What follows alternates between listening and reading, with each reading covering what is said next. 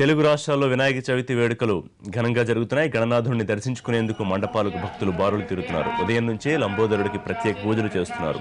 వరంగల్ జిల్లాలో కాజీపేట సీతాకమూల గణపతి ప్రత్యేక ఆకర్షణగా నిలుస్తోంది. మూల గణపతిని దర్శించుకునేందుకు భక్తులు బారులు తీరారు. ఉదయం నుంచే ప్రత్యేక పూజలు చేస్తున్నారు.